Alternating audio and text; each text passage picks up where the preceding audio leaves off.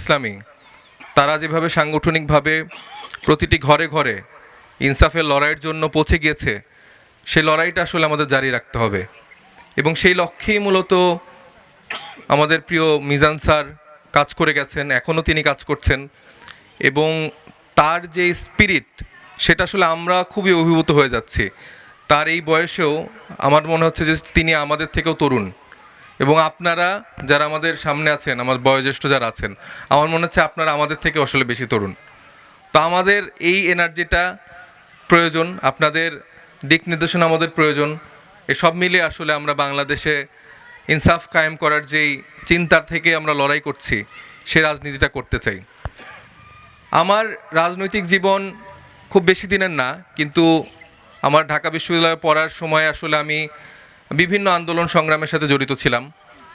সেখানে ভারতীয় আধিপত্যবাদের বিরুদ্ধে যখন লড়াই করেছে আমার ভাইরা, সেখানে আমি উপস্থিত থাকার চেষ্টা করেছি, তাদের সাথে সহযোদ্ধা হিসেবে লড়াই করার চেষ্টা করেছি।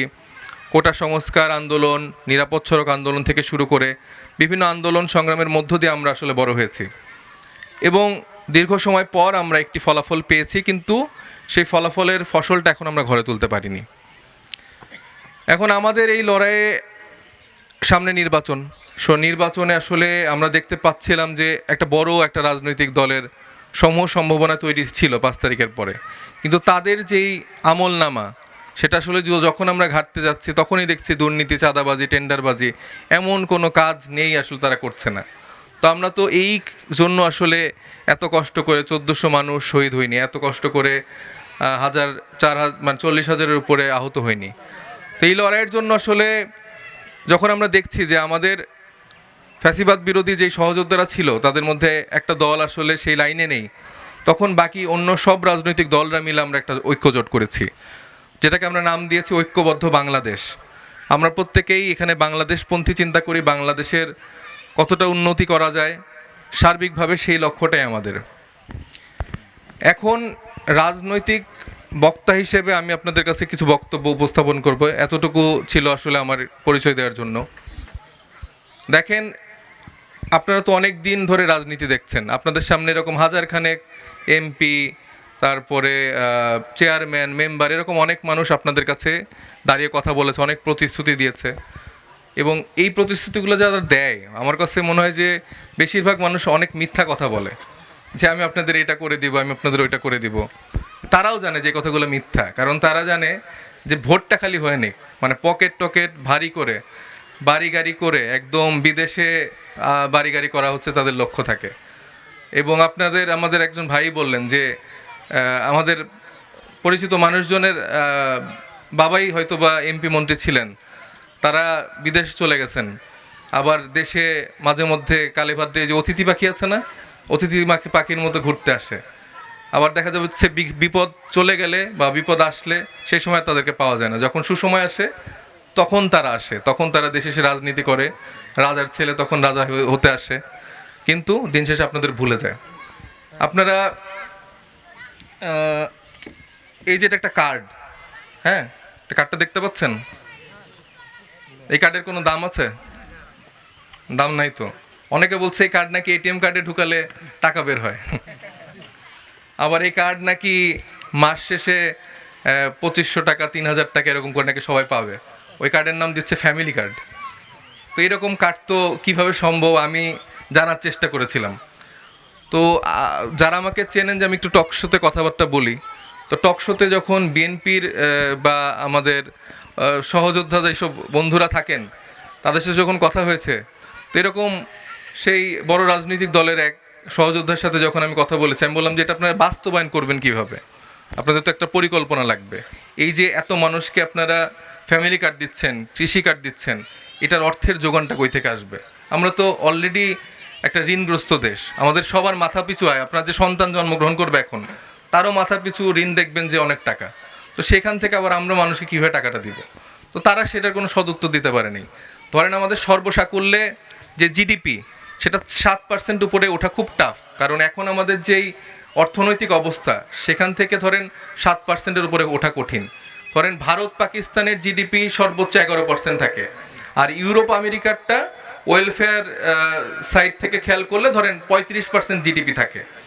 তো এই জিডিপি এত কম মানে লিমিটে আসলে আর্থিকভাবে আপনাদের কোনো কিছু দেওয়ার সুযোগ কিন্তু নাই। কিন্তু আমি এত বড় নেতা হয়ে গেছি, এত বড় দল হয়ে গেছি যে প্রত্যেকটা জায়গায় জায়গায় আমি কার্ড দেখাই, লোভ দেখাচ্ছি যে আমি আপনাদেরকে এটা করে দিব। তো এটা আসলে মিথ্যা কথা। আমরা যেই নতুন রাজনীতির কথা বলছি, যে ইনসাফ কায়েম করার কথা বলছি, সেখানে আমরা চাই না যে আসলে কেউ কাউকে এরকম মিথ্যা আশ্বাস দিই। আমরা বলবো যে আমরা আপনাদের জন্য চেষ্টা করব, আমরা আপনাদের জন্য সর্বোচ্চ চেষ্টা দিয়ে কাজ করব। কিন্তু আমি বললাম যে আপনাকে আমি এখানে একদম লন্ডন বানাই দিব, লন্ডন তো বানাবো না আসলে। তো আমরা আমাদের জোট থেকে এটা প্রতিশ্রুতি দিতে চাই, আমরা আপনাদেরকে মানে লন্ডন বানাই দিতে পারবো না, কিন্তু একটা সুন্দর বাংলাদেশ বানাই দিতে চাই, একটা সুন্দর শাহজাদপুর বানাই দিতে চাই, যেখানে আপনারা আর্থিকভাবে স্বাবলম্বী থাকবেন। মানে শুধু শুধু আপনাদের আমি বেকার বানানোর একটা যে প্রবণতা দিব যে আপনারা বেকার থাকলে বেকার ভাতা পাবেন, কেন আপনাদের বেকার বানানো হবে?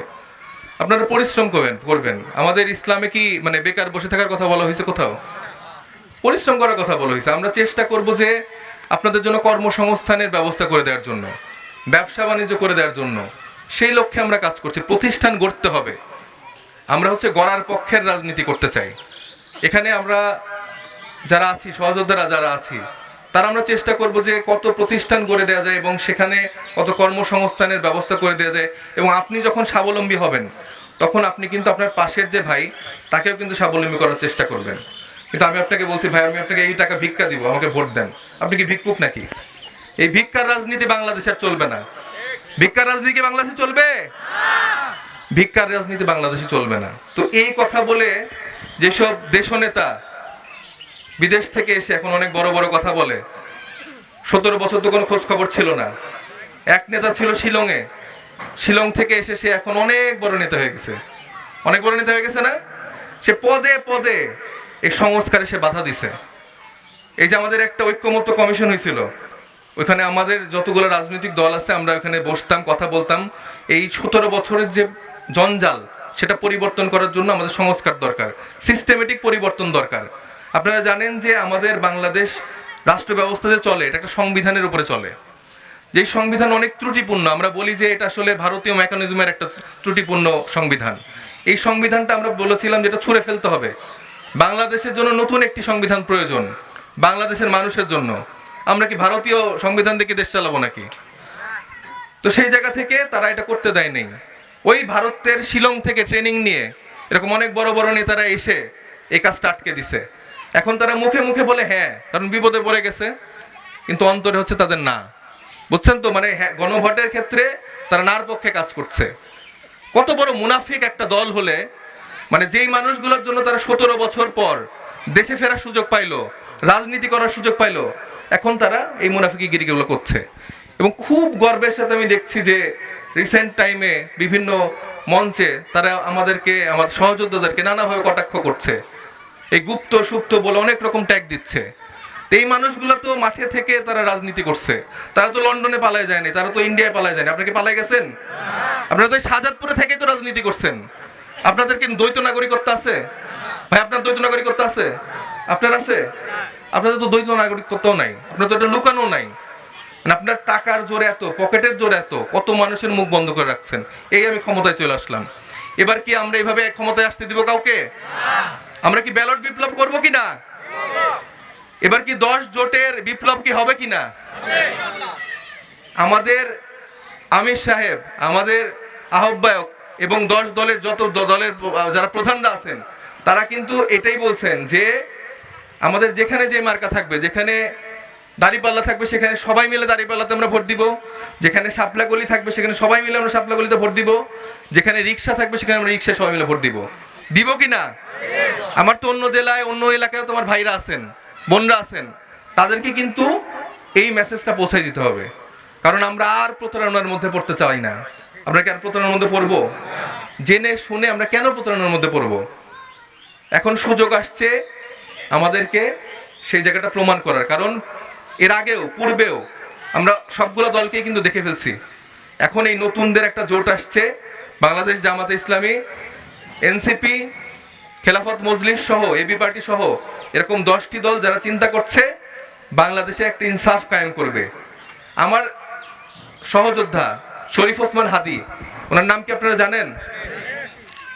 তো আমরা দীর্ঘদিনের এক লড়াই সংগ্রাম করে বড় হয়েছি। তো